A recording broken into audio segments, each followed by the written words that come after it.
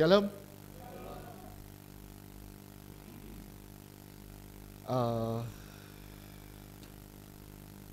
Puji Tuhan, kita ketemu lagi.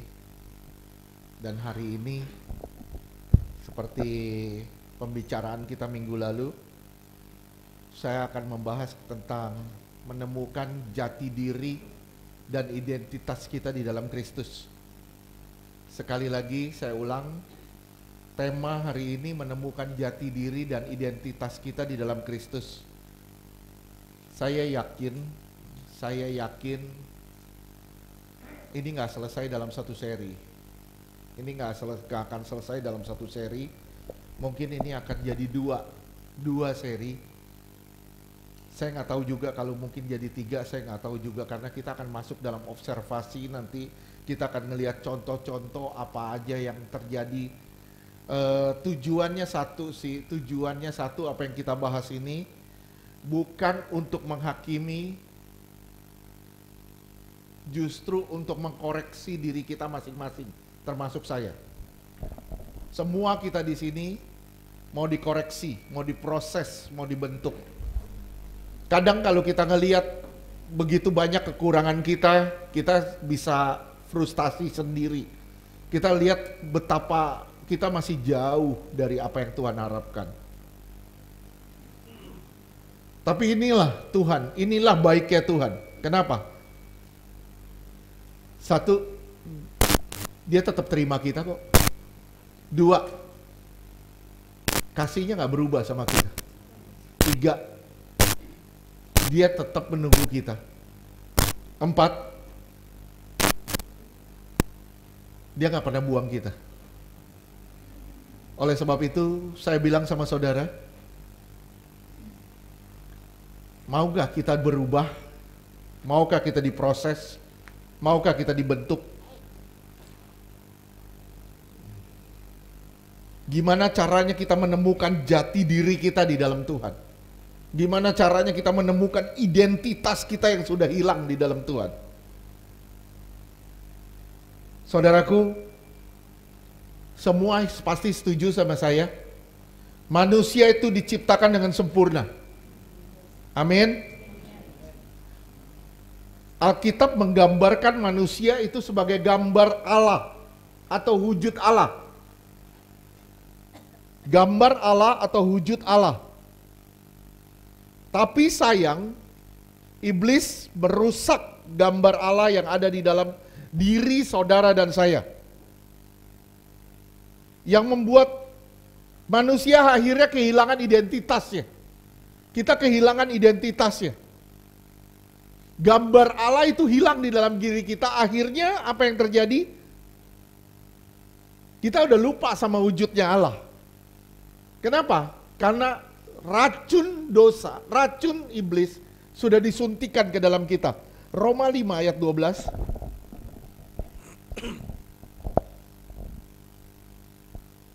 Roma 5 ayat 12. Sebab itu sama seperti dosa telah masuk ke dalam dunia oleh satu orang, dan oleh dosa itu juga maut, demikianlah maut itu telah menjalar kepada semua orang, karena semua orang telah berbuat dosa. Lihat ya, lihat jelas sekali di sini. Dosa telah masuk di dalam satu orang, dan dosa itu juga maut. Begitu dosa masuk, maut masuk. Makanya Tuhan bilang, kalau kamu makan buah pohon itu kamu mati. Mati gak? Tidak langsung. Kematian jadi kepastian. Seharusnya, kalau Adam dan Hawa tidak jatuh di dalam dosa itu, mungkin, maaf, semua kita akan hidup abadi di sana. Tapi karena kejatuhan manusia itu, manusia mulai kehilangan gambar Allah. Gambar Allah inilah identitas Allah sebenarnya. Gambar Allah inilah identitas Allah. Karena kehilangan gambar Allah, kehilangan identitas Allah, makanya manusia kehilangan identitasnya, jati dirinya. Jati dirinya di dalam Kristus. Akhirnya maut menjalar. Kalau saudara perhatiin baik-baik, Perhatiin baik-baik. Jelas sekali di Kejadian 5 itu jelas. Semua dia ditutup dengan kematian. Kematian itu jadi kepastian. Kenapa? Karena manusia telah berbuat dosa. Demikian juga maut telah menjalar kepada semua orang.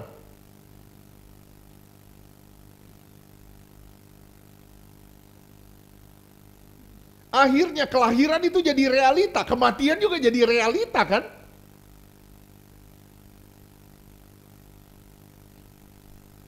Manusia akhirnya kehilangan identitas. Identitas itu meliputi apa aja sih?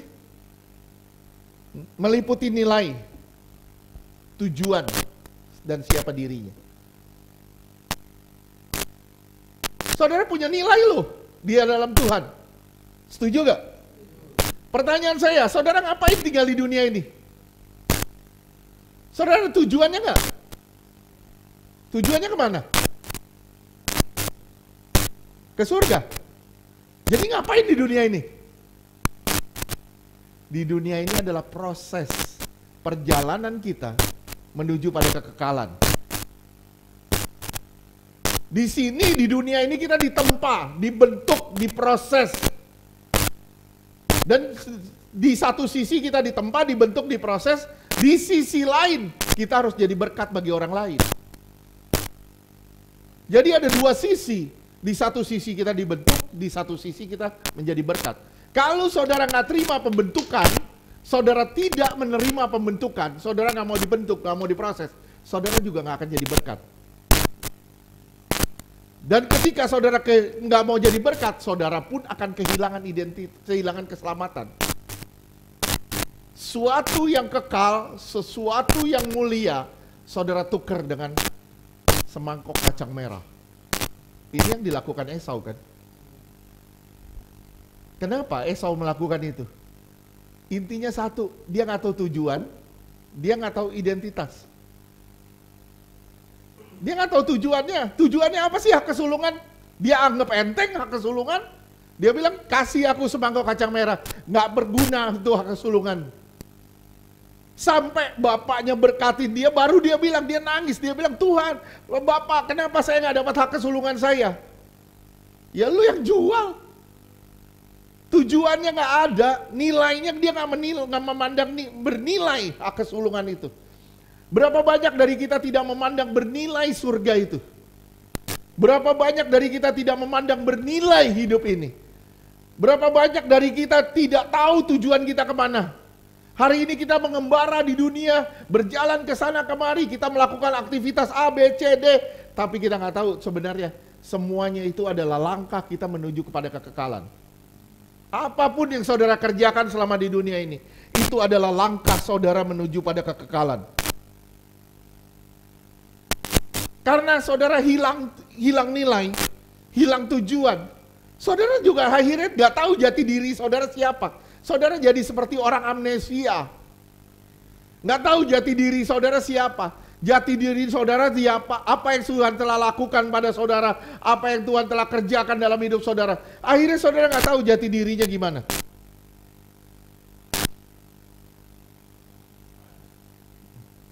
Saya mungkin nggak masuk langsung, tapi kita belajar bahas dulu dari segi firman.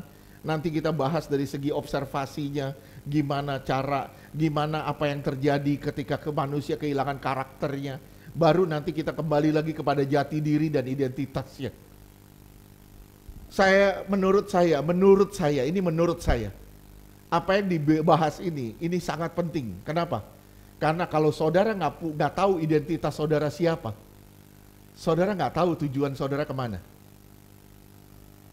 Oke? Misalnya Vera nggak tahu, lupa ingatan nih. Misalnya Vera lupa ingatan, dia lupa. Ditanya siapa ya? Siapa? Dia dibawa ke kantor polisi, dia bengong ya, dia nggak tahu gimana, dia mau nggak tahu tujuannya kemana, dia nggak tahu mau ngapain, dia nggak tahu. Akhirnya kenapa? Dia tersesat di kantor polisi. Tinggal di kantor polisi, kenapa? Kantor polisi akhirnya bingung juga, polisi mau ngapain nih anak nih, makannya banyak,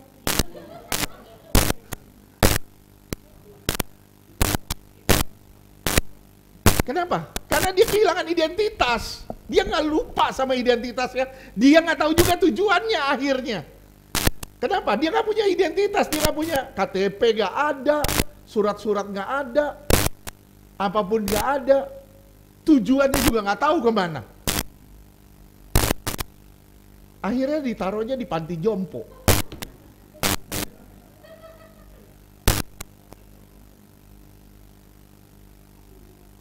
Ya, berapa banyak dari kita nggak tahu tujuan kita kemana. Akhirnya kita mengembara di dunia ini, putar, terus hidup dalam dosa.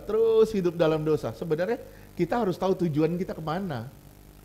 Kalau saudara tahu tujuannya kemana, kalau saudara tahu jati dirinya asli saudara siapa, kita akan menghargai hidup kita benar-benar. Sekali lagi, kita akan menghargai hidup kita dengan benar-benar.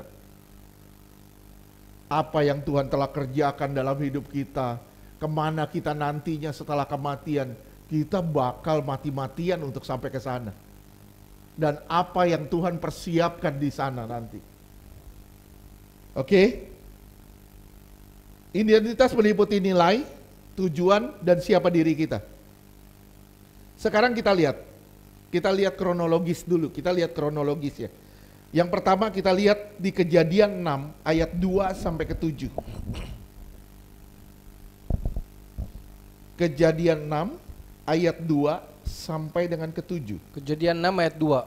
Maka anak-anak Allah melihat bahwa anak-anak perempuan manusia itu cantik-cantik. Lalu mereka mengambil istri dari antara perempuan-perempuan itu, siapa saja yang disukai mereka. Ini kan ada manusia ciptaan Allah nih, sempurna nih, jatuh dosa nih. Terus dia ngelihat anak-anak manusia cantik-cantik, terjadi kawin mengawin. Terus Kejadian 6 ayat 3, berfirmanlah Tuhan, rohku tidak akan selama-lamanya tinggal di dalam manusia, karena manusia itu adalah daging, tetapi umurnya akan 120 tahun saja. Ya, dibatasi sama Tuhan, dikasih limit umurnya 120 tahun. Terus Ayat 4, pada waktu itu orang-orang raksasa ada di bumi, dan juga pada waktu sesudahnya, ketika anak-anak Allah menghampiri anak-anak perempuan manusia, dan perempuan-perempuan itu melahirkan anak bagi mereka. Inilah orang-orang yang gagah perkasa di zaman purbakala, orang-orang yang kenamaan. Nepilim. Terus 5. Ayat 5, ketika dilihat Tuhan bahwa kejahatan manusia besar di bumi, dan bahwa segala kecenderungan hatinya selalu membuahkan kejahatan semata-mata. Ya, saudara perhatiin. Karena proses kawin mengawin, karena dosa, kawin mengawin, akhirnya rusak. Min ketemu plus, ketemu min, jadi min. Semuanya jadi negatif, Lihat apa yang terjadi. Kecenderungan hati mereka hanya pada dosa. Terus Kejadian 6 ayat 6, maka menyesallah Tuhan bahwa ia telah menjadikan manusia di bumi, dan hal itu memilukan hatinya. 7.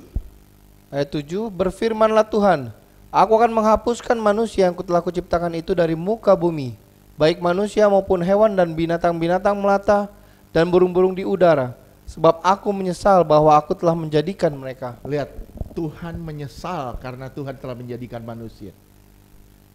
Kenapa? Karena manusia sudah berbuahkan dosa. Kenapa manusia berbuahkan dosa? Karena dia sudah hilang identitas. Bisa paham nggak? Kawin mengawin, min plus sama min jadi min. Kawin mengawin, akhirnya jadi negatif. Semua keturunannya akhirnya jadi negatif. Sampai Tuhan bilang, aku menyesal menjadikan manusia. Kenapa? Karena manusia sudah lupa identitasnya. Manusia sudah lupa sama tujuannya. Dia udah gak tahu lagi identitasnya. Yang tahu hanya hasratnya. Keinginannya. Apa yang dia mau harus terjadi. Akhirnya manusia rusak, hilang identitas. Terus ayat 8. Kejadian 6 ayat 8, tetapi Nuh mendapat kasih karunia di mata Tuhan. Terus ya, Nuh mendapat kasih karunia di mata Tuhan. Terus ayat 9. Kejadian 6 ayat 9, inilah riwayat Nuh. Nuh adalah seorang yang benar dan tidak bercela di antara orang-orang sezamannya. Dan Nuh itu hidup bergaul dengan Allah. Nah, dia hidup bergaul dengan Allah. Simak ya, pergaulan seseorang dengan Allah itu akan membuat dia mendapatkan identitas dia. Dia akan tahu identitas dia sebagai anak Allah, sebagai hamba Allah, sebagai anak Allah, sebagai utusan Allah. Kenapa? Karena pergaulan. Pergaulan akan memberi saudara identitas yang baru. Saya ulang, pergaulan saudara dengan Tuhan akan membuat saudara mengerti siapa saudara di mata Tuhan. Akan membuat saudara tahu identitasmu di hadapan Tuhan. Kalau saudara nggak bergaul dengan Tuhan, saudara, saya jamin saudara akan seperti Nuh, seperti orang-orang sebelum Nuh. Yang hidupnya jahat. Kenapa? Karena mereka sudah kehilangan identitas. Tapi karena pergaulan membuat saudara tahu identitasnya saudara siapa. Vera lupa ingatan yang tadi saya lanjutin. Sorry, maaf, tolak dalam nama Yesus. Vera lupa ingatan. Tapi saya tahu rumah Vera di mana, asalnya Vera dari mana, orang tuanya Vera siapa. Gimana caranya dia tahu? Dia harus kontak saya dong. Dia harus hubungin saya. Kenapa? Karena saya yang tahu identitas dia. Begitu dia kontak saya baru kasih tahu, nih identitasmu. Kamu anak bendungan jago. Bapakmu si Edi. Iya, saya kasih tahu. Betul gak? Nah, kenapa? Karena dia kontak saya. Membuat dia akan tahu identitasnya.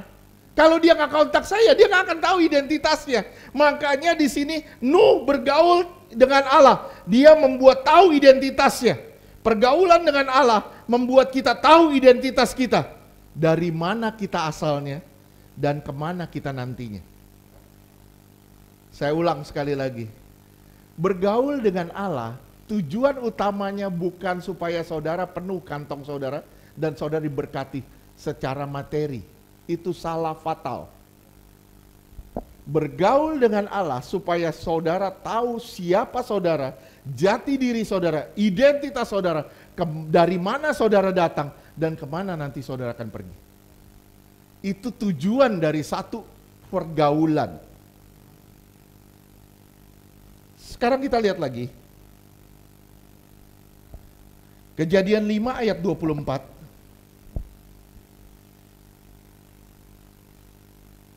Kejadian 5 ayat 24. Dan Henokh hidup bergaul dengan Allah, lalu ia tidak ada lagi sebab ia telah diangkat oleh Allah. Lihat, Henokh bergaul dengan Allah, dia nggak ada lagi karena dia sudah diangkat. Bergaul dengan Allah membuat Henokh tahu identitasnya dan tahu jalan pulangnya.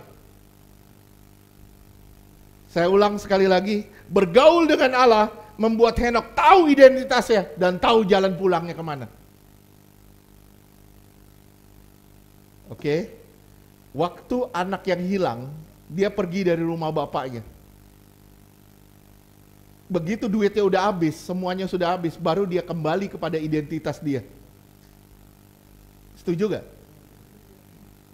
Kalau duitnya masih ada, dia masih hidup suka-suka, dia akan ingat gak sama bapaknya? Gak akan ingat sama bapaknya. Dia gak tahu identitasnya, dia ngerusak dirinya. Tapi begitu semuanya serba gak ada, dia tinggal di kandang babi, dia makan makanan babi. Apa yang terjadi? Baru dia bilang, di rumah bapakku banyak makanan. Gue tahu jalan pulangnya kemana. Gue tahu asal gue dari sana. Gue tahu gue harus pulang ke sana. Sorry, maaf ya. Kadang situasi dan kondisi yang membuat saudara tidak nyaman, itu membuat saudara kembali kepada jalan pulang saudara dan kembali pada panggilan saudara yang pertama.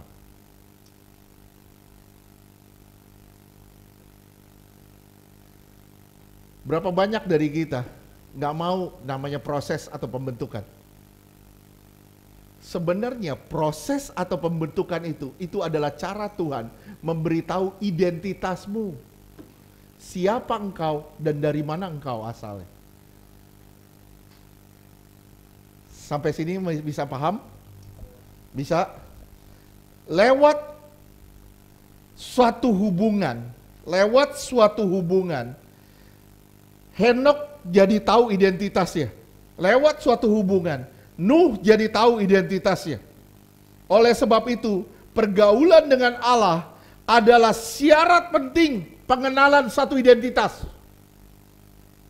Pengenalan dari jati diri. Bergaul dengan Allah adalah syarat penting pengenalan identitas atau mendapatkan jati diri saudara di dalam Tuhan. Lewat orang yang tahu identitasnya. Nih lihat ya. Nuh masuk ke dalam bahtera, dunia dihukum. Setuju gak? Lihat ya. Lewat orang yang tahu identitasnya, Tuhan mau hukum manusia. Tuhan mau hukum manusia, abisin manusia, dan direka ulang lewat orang yang tahu identitasnya. Ngerti gak sih? Mukanya pada stres sih. Ngerti? Soalnya saya ngeliat Rizka lagi gini. Pas dia lagi mangap saya ngeliat.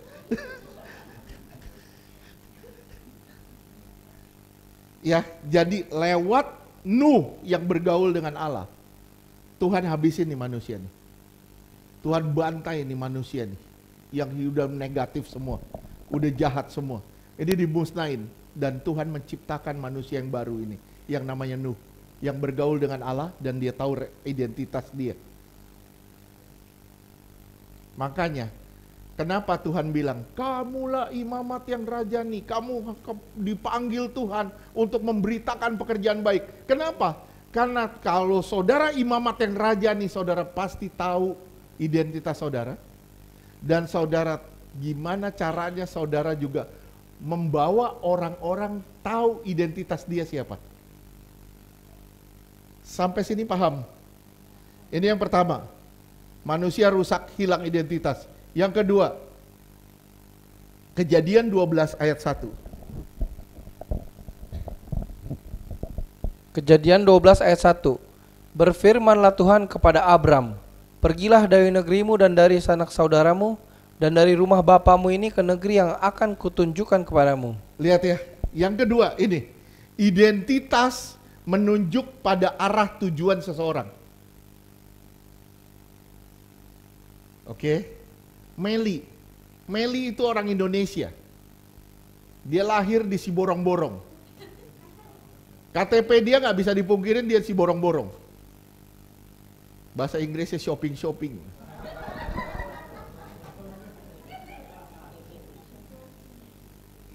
Dia lahir di Siborong-Borong, Meli. Dia identitasnya ada jelas. Ya.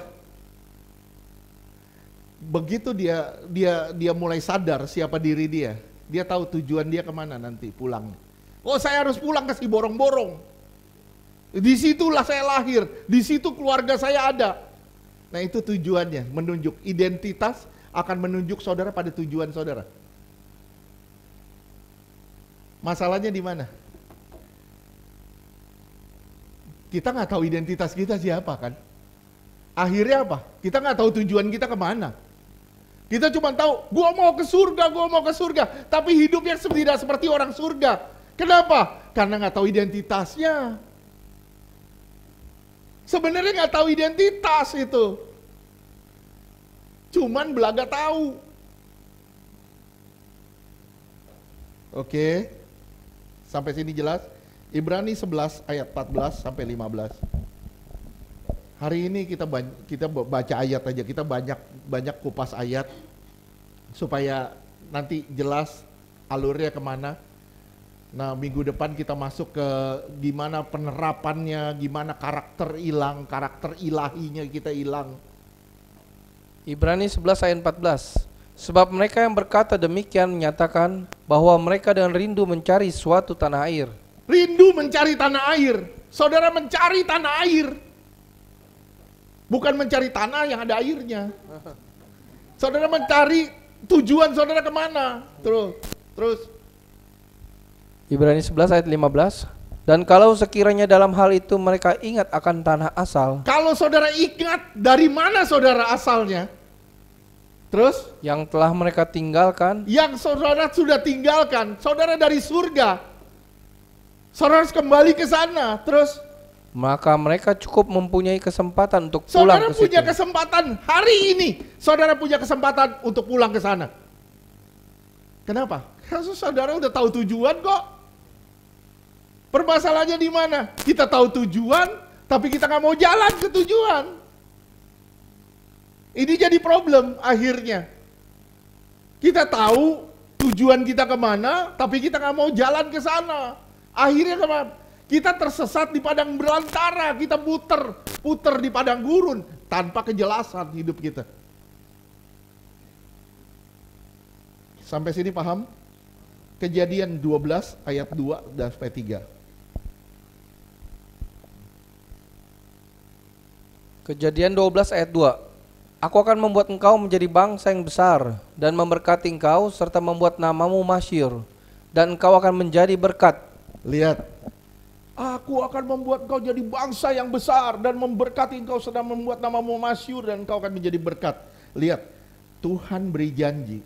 Tuhan beri janji kepada Abraham sebagai identitas sebagai anaknya. Tuhan ngomong gini seakan-akan sama Abraham, lu anak gue akan jadiin lu besar dan gue akan jadiin lu masyhur. Itu diberi identitas. Pertama diberi tujuan.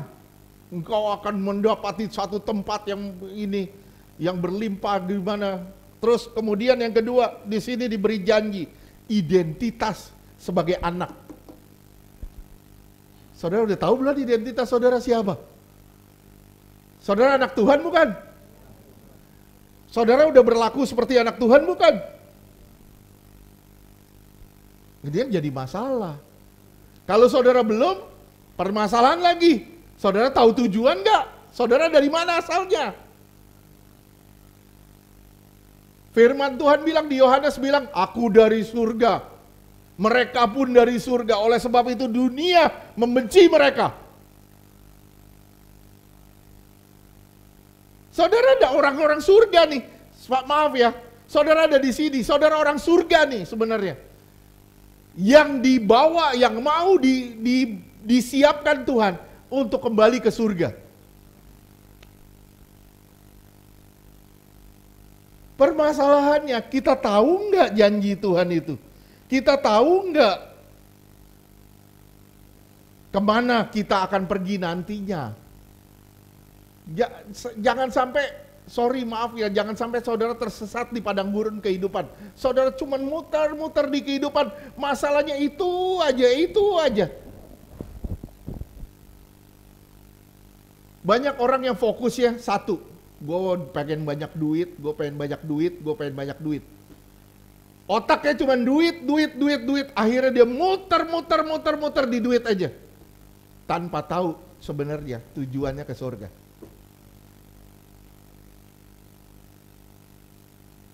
Serem kan ini?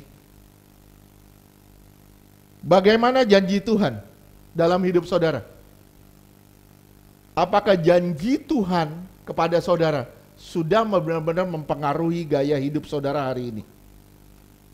Itu yang saudara harus telah. Apakah benar saudara sudah dipengaruhi oleh janji Tuhan? Kalau Tuhan ada janji nggak sama saudara? Jangan bilang enggak, Tuhan pasti ada janji sama saudara. Jangan pernah bilang enggak. Setiap kita, secara spesifik, Tuhan pasti pernah berjanji sama saudara. Kenapa? Saudara baca firman, ini janji Tuhan semua kok di sini. Janji Tuhan semua. Ada ribuan janji di sini. Permasalahannya di mana? Ini kan identitas. Nah, permasalahannya, kita nggak tahu identitas kita siapa, kita nggak tahu tujuan kita kemana. Makanya, pada saat saudara dibaptis, itu saudara dibeli nama baru. Sebenarnya Tuhan memberi saudara identitas pada saat saudara dibaptis.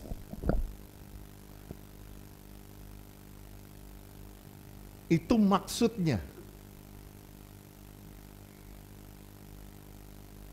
Ya, makanya Tuhan selalu kasih nama ketika orang dibaptis. Nama yang baru. Itu sebenarnya identitas yang Tuhan berikan buat saudara. Sebagai ciptaan yang baru di dalam Kristus. Oke. Yang kedua, identitas menunjukkan pada tujuan seseorang. Yang ketiga, identitas sebagai anak harus identitasnya yang lama harus dilepas untuk dibawa pada identitas baru, yaitu tujuan yang baru. Keluaran 20 ayatnya kedua. Keluaran 20 ayat 2. Akulah Tuhan Allahmu yang membawa engkau keluar dari tanah Mesir, dari tempat perbudakan. Lihat, yang pertama kali Tuhan ngomong apa? Akulah Tuhanmu, akulah Allahmu yang membawa engkau keluar dari tanah Mesir, dari tempat perbudakan. Artinya apa? Mereka sudah kehilangan identitas waktu di Mesir. Setuju? Tuhan datang, Tuhan ngomong sama mereka, Tuhan menunjukkan identitasnya mereka sebenarnya siapa. Kamu milikku, kamu punyaku, aku yang keluarin kamu dari Mesir, aku yang keluarin kamu dari perbudakan. Oleh sebab itu identitas kita. Saudara semua di sini pasti punya identitas kok, nggak mungkin nggak. Saudara sudah dikeluarin sama Tuhan, sudah dilepasin dari dunia hitam, sudah dilepasin dari kegelapan. Itu identitas saudara. Tujuannya apa? Supaya saudara tahu tujuan saudara kemana setelah kematian.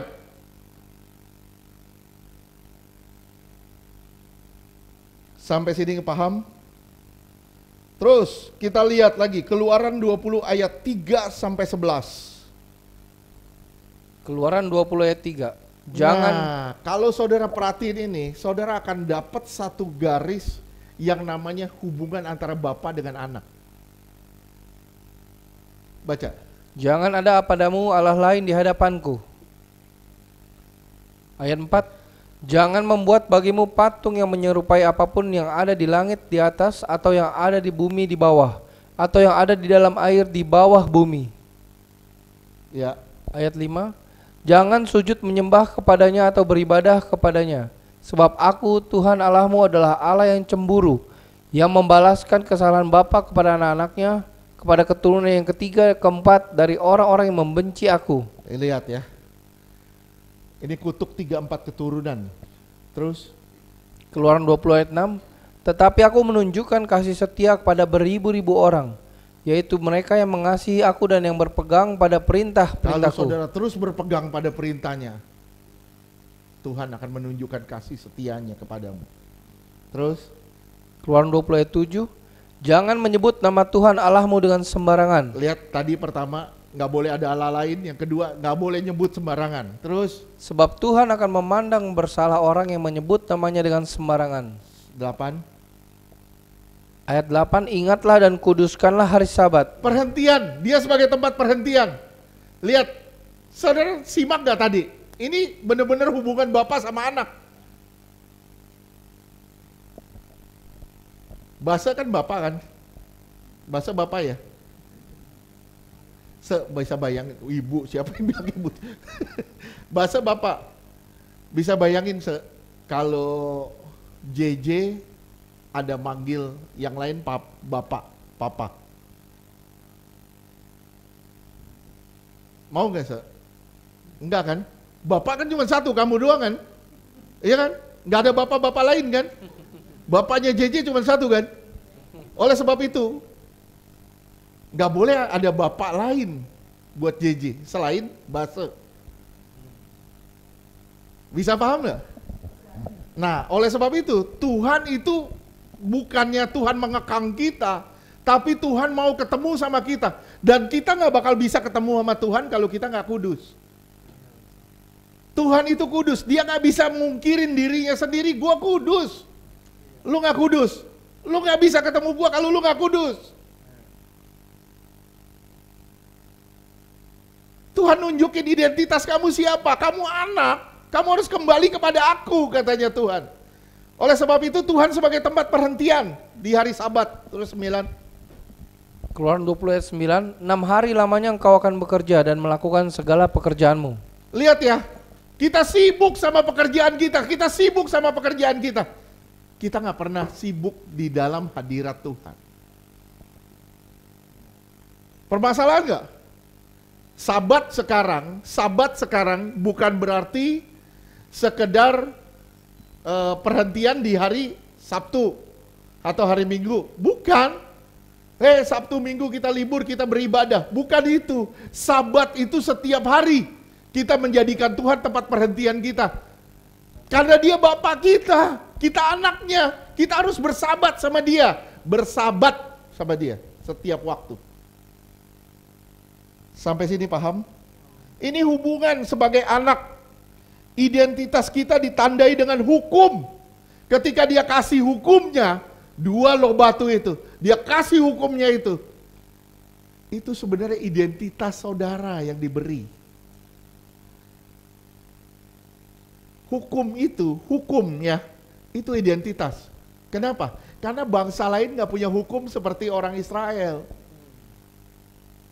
Saya ulang ya, bangsa lain nggak punya hukum seperti mereka, seperti orang Israel. Dan orang-orang di luar sana nggak punya hukum seperti kita. Oleh sebab itu, kita punya identitas. Identitasnya apa? Hukum. Bisa ngerti sampai sini? Bisa ya? Terus lanjutkan. Keluaran 20 ayat 10. Tetapi hari ketujuh adalah hari Sabat Tuhan Allahmu. Maka jangan melakukan sesuatu pekerjaan, engkau atau anakmu laki-laki atau anakmu perempuan, atau hambamu laki-laki atau hambamu perempuan, atau hewanmu atau orang asing yang di tempat kediamanmu. Ya. Jadi ada waktu khusus yang saudara harus persiapkan buat Tuhan. Saya ulang, ada waktu khusus yang saudara harus persiapkan buat Tuhan. Lu jangan tidur aja kerjaannya, kata Tuhan. Jangan cuman kerja, tapi ada waktu khusus yang kau saudara harus siapin buat Tuhan. Kenapa? Karena Tuhan mau pergaulan kan? Kalau saudara punya pergaulan, saudara akan tahu identitas saudara kan? Kalau saudara tahu identitas saudara, saudara tahu jalan pulang kan? Itu tujuannya. Oke, sampai sini jelas? Terus? Jadi sesibuk apapun saudara harus punya waktu tetap buat Tuhan. Sepadat apapun acara saudara harus punya hari Sabat buat Tuhan. Harus punya tempat buat Tuhan. Semuanya kalau kita bilang, wah saya nggak ada waktu, semuanya kembali ke hati kok. Hatimu di mana? Kalau hati kita udah ke sana kemari, gereja males kok. Lama banget ibadahnya, buset. Ibadah sampai 4 jam. Ampun deh katanya.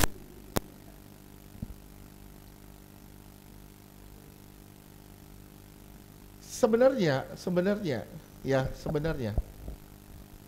ini adalah latihan. Di tempat ini saudara dilatih untuk beribadah. Beribadah di mana? Di rumah saudara masing-masing. Ini adalah tempat pembentukan, tempat proses. Saudara dilatih untuk menyembah, dilatih untuk berdoa, dilatih untuk... Akhirnya apa? Kita merasa sudah cukup yang di sini. Akhirnya kita nggak buka persekutuan sendiri di rumah sama Tuhan.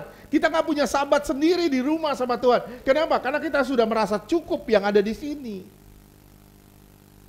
Itu salah. Tuhan maunya sabatnya setiap waktu sama Tuhan. Oke, terus? Udah ya? Keluaran 20 ayat 11. Sebab 6 hari lamanya Tuhan menjadikan langit dan bumi, laut dan segala isinya, dan ia berhenti pada hari ketujuh. Itulah sebabnya Tuhan memberkati hari Sabat dan menguduskannya. Iya. Identitas baru ditandai dengan hukum. Setelah hubungan antara bapak sama anak, Tuhan gak mau ada Allah lain. Ada hubungan antara kita dengan Tuhan. Kita dapat identitas dari Tuhan. Kita tahu identitas kita tahu tujuan kita kemana. 2 Korintus 3 ayat 3. Korintus 3 ayat 3. Karena telah ternyata bahwa kamu adalah surat Kristus yang ditulis oleh pelayanan kami.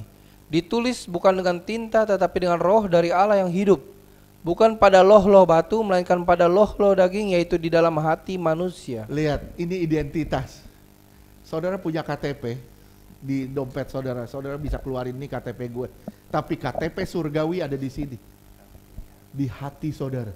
Itu KTP-nya. KTP-nya bentuknya seperti apa sih? Hukum.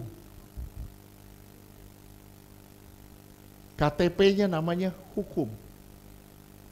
Oleh itu yang membedakan saudara dengan orang-orang di luar sana. Saya ulang sekali lagi, itu yang harus menjadi pembeda antara saudara dengan orang di luar sana.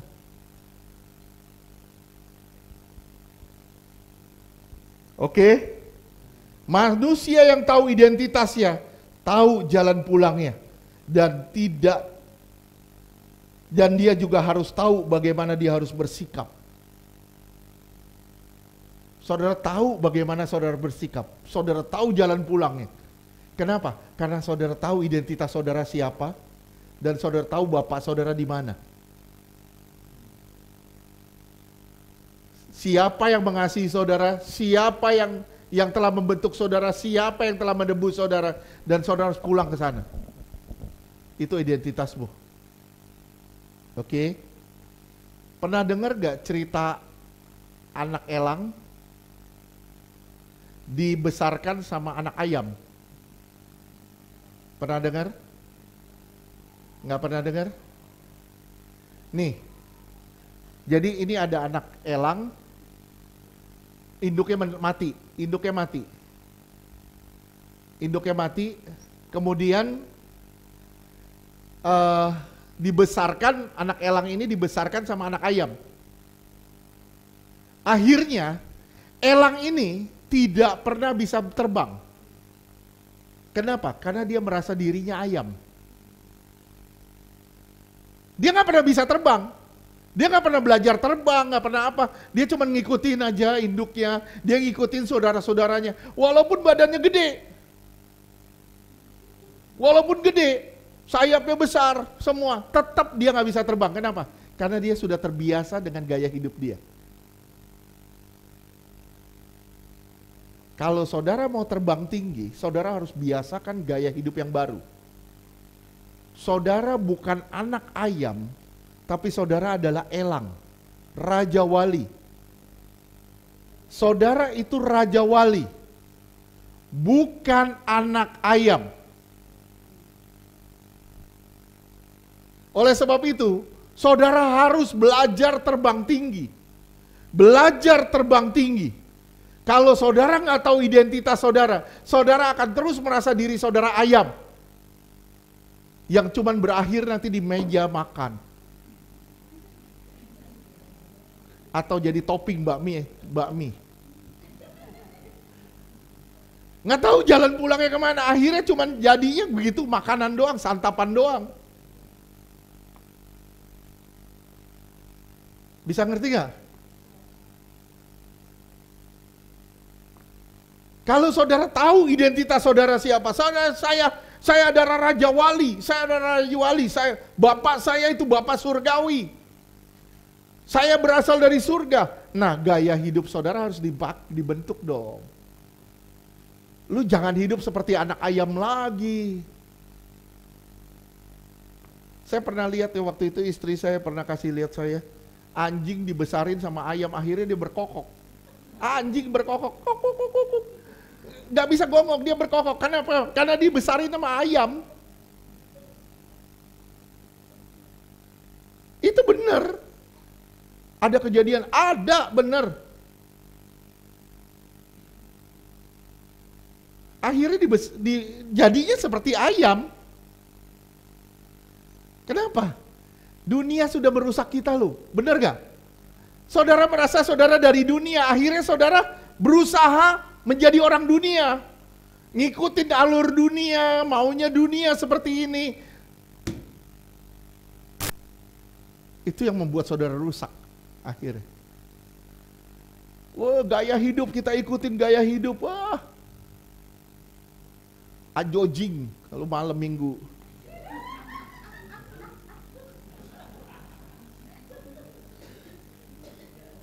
Kita taunya cuman ya yang happy-happy aja. Kita taunya cuman senang-senang tok. Oke. Belajar tahu jati diri kita siapa, tahu identitas saudara siapa. Belajar harus tahu saudara asalnya dari mana. Bagaimana melihat identitas seseorang? Misalnya, saudara pergi ke Eropa misalnya. Gimana caranya saudara ngelihat identitasnya? Tahu kalau ini orang misalnya orang Indonesia. Karena orang Indonesia sekarang bule-bule loh.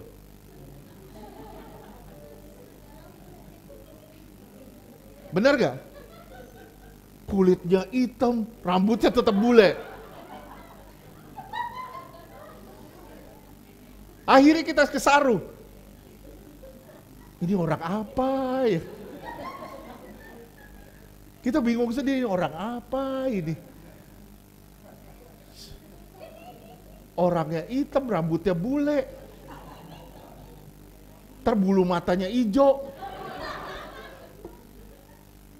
Kita bilang, oh, keturunan iguana.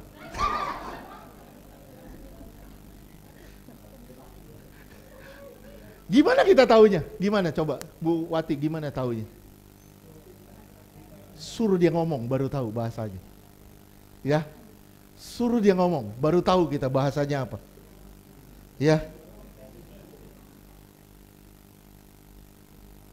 Begitu dia ngomong baru kita tahu, wah ini orang sini nih. Kalau orang Singapura Inggrisnya pakai la. Ya iyalah gitu, kayak orang Tegal gitu. Kita lihat dari bahasanya. Bahasanya kita satu kok. Bahasa kita satu. Apa? Kasih. Itu bahasanya orang surgawi. Saya ulang sekali lagi, itu bahasanya orang surgawi. Kasih. 2 Korintus 3 ayat 2. Boleh minta minum? 2 Korintus 3 ayat 2. Kamu adalah surat pujian kami yang tertulis dalam hati kami dan yang dikenal dan yang dapat dibaca oleh semua orang. Lihat, kamu bisa dilihat sama semua orang. Kamu ditulis sama Tuhan. Kamu bisa dilihat sama semua orang. Gimana caranya? Pak Pepi misalnya di mana? Misalnya Pak Pepi ada di Gaza misalnya. Gimana tahunya dia orang Indonesia? Suruh dia ngomong baru tahu. Oh ini orang Indonesia. Begitu dia ngomong lagi, ah ini Sunda. Indonesia Sunda. Kita tahu dari bahasanya. Nah gimana dengan kita? Saudara orang surgawi, gimana dengan bahasa kita? Bahasa cinta kita. 1, kasih. Kasih bukan sekedar kebaikan. Kalau kasih sekedar kebaikan, kasihnya akan jadi kasih yang salah. Saya baik, misalnya saya baik sama Michael. Saya mengasihi dia, saya kasih dia uang sebanyak-banyaknya. Terus saya kasih dia uang, itu nggak benar. Kasih itu bukan kebaikan, tapi kasih itu adalah kebenaran. Setuju? Kasih itu kebenaran. Dan di dalam kebenaran ada didikan enggak? Kasih bukan sekedar kebaikan, tapi kasih adalah kebenaran. Kebenaran itu menyangkut kehendak Allah. Kehendak Allah hanya bisa diperoleh via pergaulan kita dengan Allah. Kehendak Allah hanya bisa diperoleh ketika saudara bergaul dengan Allah. Kolose 3 ayat 14.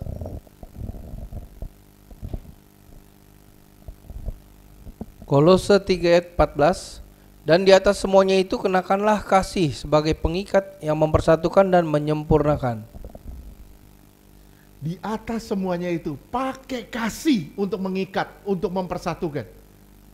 Gimana caranya nih, kita nih orang-orang surgawi nih, kita semua orang surgawi.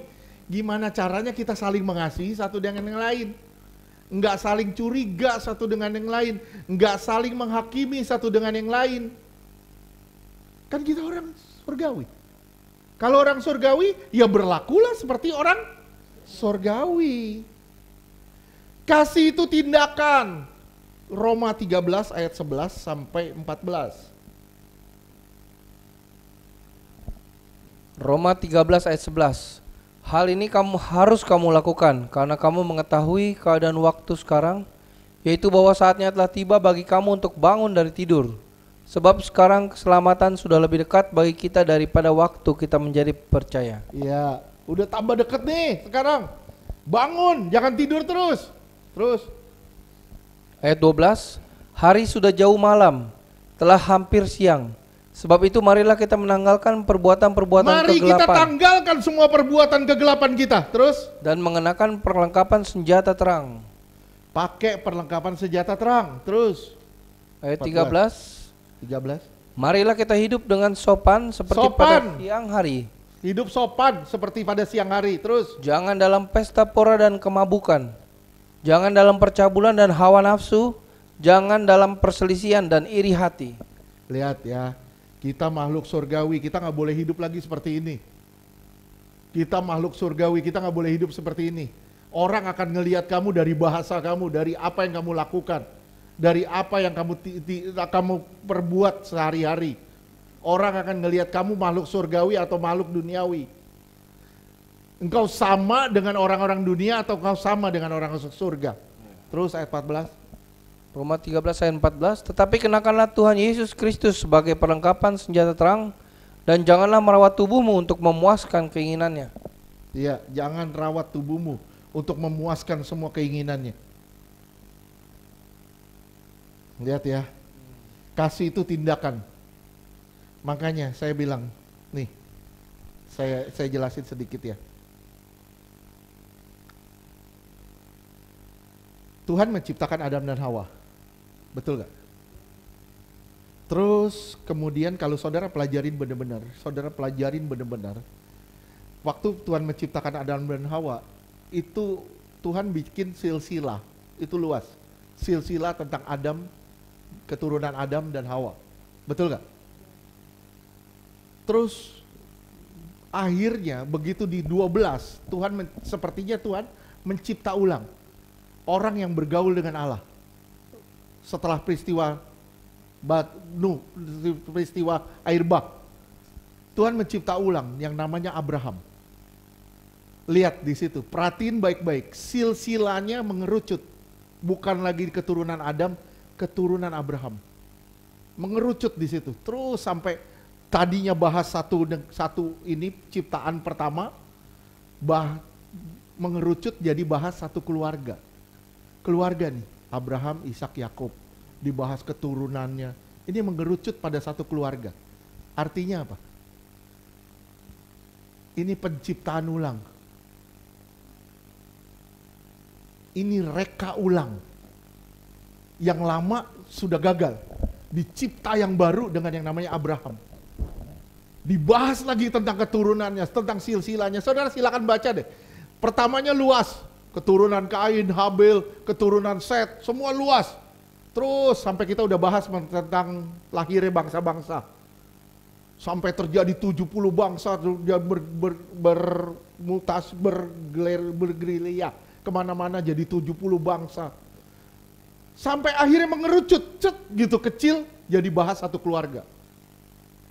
Abraham punya anak ini, punya istri ini, membahas kecil jadi satu keluarga. Itu apa? Cipta ulang. Silakan pelajarin kalau nggak percaya. Pelajarin silsilah. Silsilah itu bukan cuman nama, tapi semuanya ada maknanya. Lihat di Kejadian. Polanya lihat, pola di Kejadian lihat. Bahas silsilah ditutup silsilah baru lagi. Dimulai di 11 silsilah Terah sampai ke Abraham. Nanti di 30 sekian bahas lagi silsilah keluarga lagi. Keluarganya Abraham terus dibahas.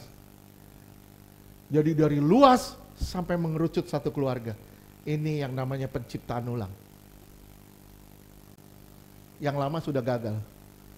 Saya bilang, gimana caranya saudara mendapatkan silsilah yang baru dalam diri saudara? Gimana caranya saudara mendapatkan identitas yang baru di dalam diri saudara? Jangan sampai saudara kehilangan identitas, ini bahaya banget. Saya ulang sekali lagi, bahaya banget. Kolose 3 ayat 12 sampai 13.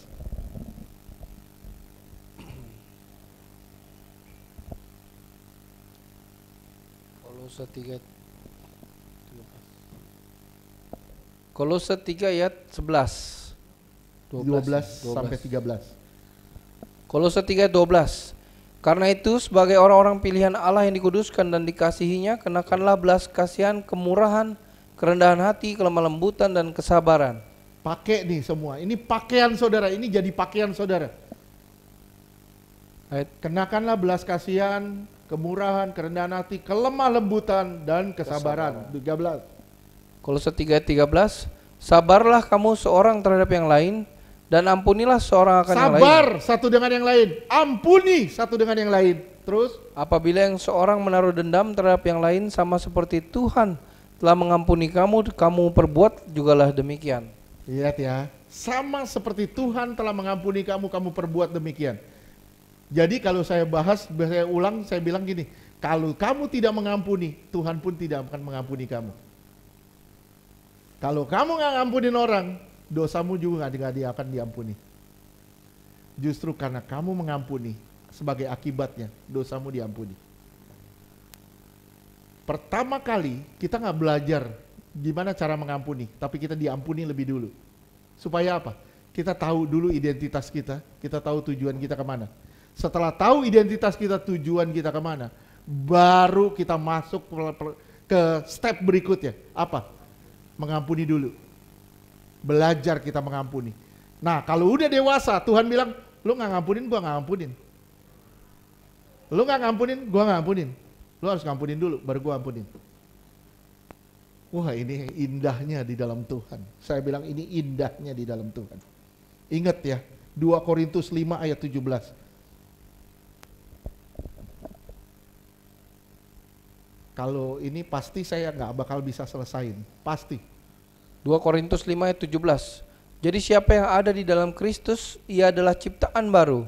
Yang lama sudah berlalu, sesungguhnya yang baru sudah datang. Ketika saudara sudah di dalam Kristus, saudara adalah ciptaan yang baru. Yang lama sudah lewat, yang baru sudah datang. Artinya apa? Saudara tahu jati diri saudara, saudara tahu identitas saudara, saudara tahu tujuan saudara kemana. Kalau saudara nggak tahu, berarti saudara belum ciptaan yang baru. Saudara masih hidup sembarangan, saudara belum tahu tujuan saudara kemana. Sampai sini ngerti? Yang Tuhan kehendaki, simak ya, yang Tuhan kehendaki adalah transformasi total.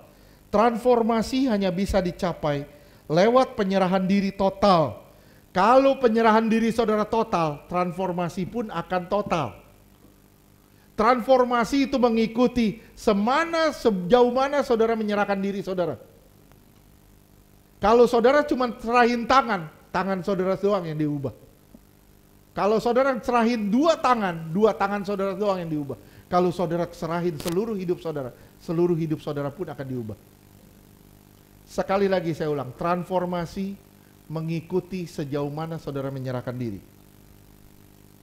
Tuhan gak mengendaki reformasi, Tuhan mau transformasi, bukan reformasi. Perubahan tidak dimulai dari luar, tapi dari dalam, dari hati saudara. Hati saudara tahu dulu, sadari dulu, serahin diri dulu, baru saudara bisa mengalami perubahan sepenuhnya, perubahan tindakan.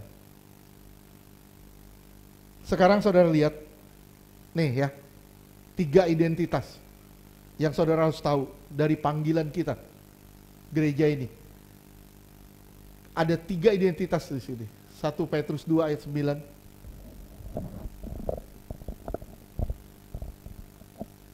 Satu Petrus 2 ayat 9. Tetapi kamulah bangsa yang terpilih. Nih, identitas pertama. Kamu siapa? Bangsa yang terpilih. Bangsa yang terpilih. 2. Imamat yang rajani. 2. Kamu adalah imamat yang rajani.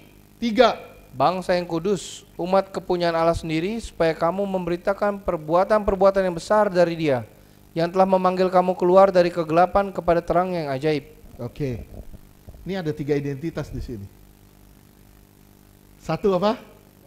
Bangsa yang terpilih. 2 apa? Imamat yang rajani. Imamat yang rajani apa? Kita adalah imam dalam kerajaannya. Kita adalah imam dan juga umat kerajaannya. Hidup saudara harus didedikasikan untuk melayani Tuhan. Melayani dengan integritas yang baik. Melayani dengan integritas yang benar. Kamu kan imamat yang rajani. Kalau kamu imamat yang rajani, kamu imam. Setuju? Kalau kamu imam, berarti kamu rajani, artinya kamu juga pangeran. Bukan cuma imam, kamu juga pangeran di kerajaan surga. Kamu adalah pejabat-pejabat di kerajaan surga. Kamu adalah pangeran-pangeran di kerajaan surga. Permaisuri, putri-putri di kerajaan surga. Bisa bayangin gak kalau saudara adalah pangeran dan putri di kerajaan surga? Dan di satu sisi juga saudara pelayanan. Artinya saudara akan melayani dengan dedikasi yang tinggi, dengan integritas yang baik. Melayani bukan setengah-setengah. Ya, gue males gue males ibadah, gue males ikut doa, gue males begini, gue males begitu. Itu bukan imamat yang rajani. Imamat yang rajani, kita full time buat Tuhan. Kita masuk di dalam ministrinya Tuhan. Apa aja yang bisa gue garap buat Tuhan, gue garap buat Tuhan. Kalau waktunya hari ini gue harus nyembah Tuhan, gue nyembah Tuhan sama jemaat Tuhan. Kalau waktunya gue hari ini melayani Tuhan, gue pelayanan maksimal buat Tuhan.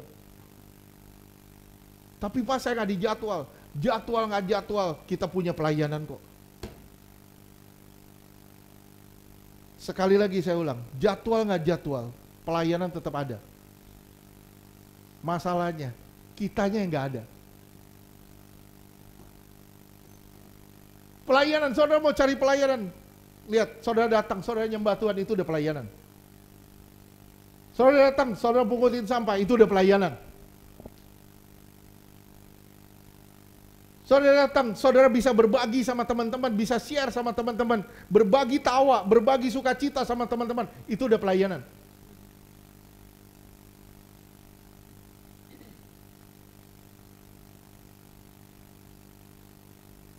Banyak yang bisa digarap dari pelayanan. Tapi masalahnya, nggak banyak waktu kita buat Tuhan. Halo, setuju gak sih? Setuju? Bahaya loh kalau kita nggak jadi imamat yang rajani, karena itu panggilan loh. Gimana saudara? Makanya Paulus bilang, roh kita harus berkobar-kobar untuk melayani Tuhan. Membara untuk melayani Tuhan.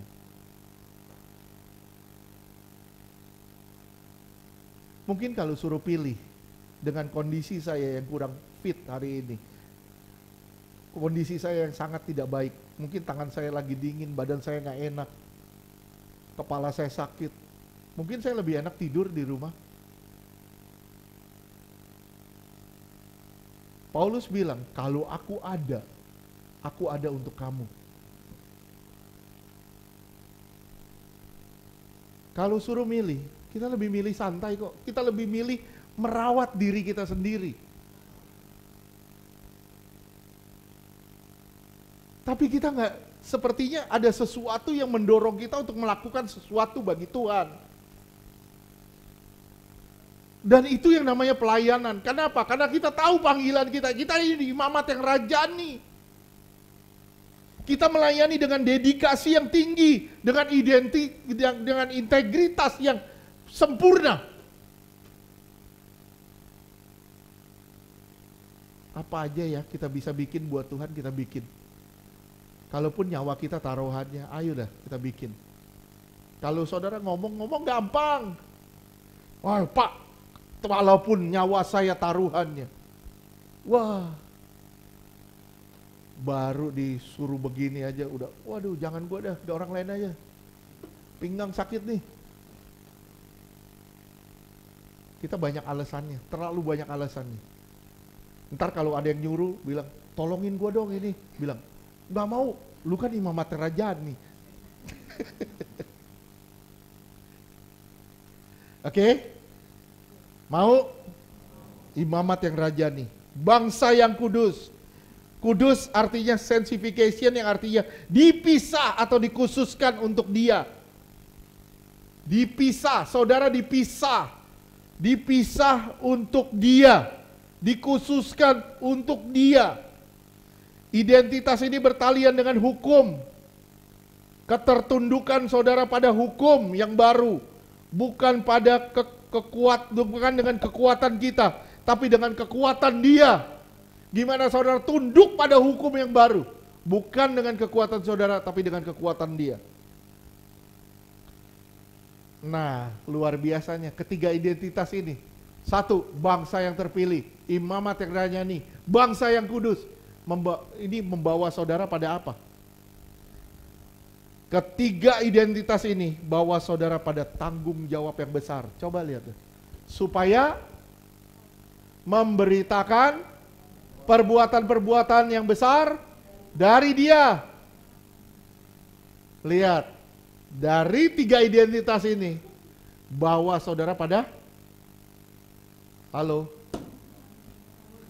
pada tanggung jawab. Saya semangat kalau saudara semangat juga. Saya ngelihat saudara, saya jadi bingung. Ngerti gak sih? Ada yang gini, ngerti sih, kelihatannya ngerti. Ngangguk gini. Ngangguknya pelan, naiknya cepet. Ya, itu yang saya bingung tuh, ngerti atau enggak tuh. Belajar mengertinya dalam alam roh. Lihat ya, ketiga identitas ini akan bawa saudara pada tanggung jawab yang besar untuk memberitakan perbuatan yang besar, memuliakan Dia lewat hidup saudara. 2 Timotius 1 ayat 9. Satu ayat lagi kita sudahin ya, kita lanjutkan minggu depan. 2 Timotius 1 ayat 9. Dialah yang menyelamatkan kita dan memanggil kita dengan panggilan kudus. Kita dipanggil dengan panggilan yang kudus. Ingat, saudara dipanggil dengan panggilan yang kudus. Yes. Tuhan memanggil Joshua dengan panggilan yang kudus. Joshua dipanggil, ya Tuhan, supaya kamu jadi kudus. Kenapa? Karena dia dipanggil dengan panggilan yang kudus. Artinya supaya Joshua jadi kudus. Terus? Bukan berdasarkan perbuatan kita, melainkan berdasarkan maksud dan kasih karunia sendiri. Bukan karena perbuatan Joshua, bukan karena Joshua baik, Joshua dipanggil. Tapi karena Joshua mendapatkan kasih karunia dari Tuhan. Dapat anugerah dari Dia. Terus? Yang telah dikaruniakan kepada kita dalam Kristus Yesus sebelum permulaan zaman. Lihat, sebelum permulaan zaman. Efesus 4 ayat 1.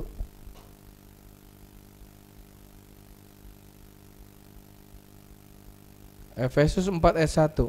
Sebab itu aku menasihatkan kamu, aku orang yang dipenjarakan karena Tuhan, supaya hidupmu sebagai orang-orang yang telah dipanggil berpadanan dengan panggilan itu. Supaya kamu yang telah dipanggil, hidupmu harus berpadanan dengan panggilan itu. Kalau kamu dipanggil dengan panggilan yang kudus, kamu harus hidup kudus. Ingat, tadi saudara udah dapat identitas. 1, bangsa yang terpilih. 2, imamat yang rajani. 3, bangsa yang kudus. Saudara nih, saya arahin saudara kepada identitas dulu. Nanti kita lihat akan kejatuhannya. Kita akan simak, karena nanti kita akan masuk di dalam pentelaan minggu depan. Mungkin minggu depan kita akan masuk di pentelaan. Ternyata kita banyak salahnya, banyak jatuhnya. Oleh sebab itu kita harus berubah. kalau kita ngelihat, waduh, kayaknya nggak ada harapan lagi. Tapi percayalah, ketika saudara kembali pada identitas, saudara kembali pada jati diri, saudara akan bilang, terima kasih Tuhan, saya sudah dipulihkan sama Tuhan. Saya dipulihkan sama Tuhan. Dan satu yang saya rinduin, supaya saudara berubah karakter. Karaktermu bukan karakter manusia lagi, udah karakter surgawi. Kamu punya sifat dan karakter Yesus. Tujuannya ke situ. Oke? Saya belum selesai di masalah identitas dan jati diri, juga belum selesai. Tapi kita minggu depan kita akan lanjutkan lagi. Amin. Tuhan berkati.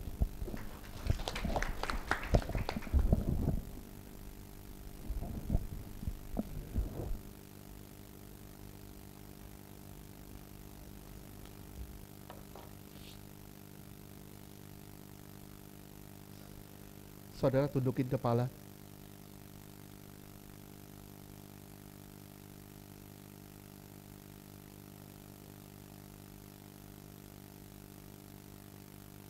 Bilang, Tuhan Yesus, terima kasih karena Engkau telah memanggil saya, memilih saya untuk menjadi kudus, putih bersih, tanpa cacat, tanpa celah. Saya percaya Tuhan, saya adalah bangsa yang terpilih. Saya adalah imamat yang rajani. Saya adalah bangsa yang kudus, kepunyaan Allah sendiri. Saya percaya Tuhan akan membawa saya pada tanggung jawab yang besar, yaitu memberitakan perbuatan-perbuatan yang besar. Terima kasih Tuhan Yesus. Terima kasih untuk pengenalan akan diri saya, jati diri Tuhan, identitas saya sebagai warga surgawi. Terima kasih Tuhan Yesus. Di dalam nama Tuhan Yesus, saya berdoa. Bapa di surga, terima kasih. Selalu sebentar kami akan bersatu dengan tubuh dan darah-Mu. Tuhan, lewat tubuh dan darah-Mu ini Tuhan, berperkaralah di dalam setiap kami. Kami berdoa di dalam nama Tuhan Yesus. Tuhan pulihkan semua yang sakit. Tuhan bebaskan yang terikat di dalam nama Tuhan Yesus. Karena ini bukan sekedar perjamuan, tapi ini adalah kuasa. Karena di balik perjamuan ini benar-benar tubuh dan darah Yesus. Di dalam nama Tuhan Yesus. Terima kasih Bapa. Di dalam nama Tuhan Yesus kami berdoa, kami bersyukur. Haleluya. Amin.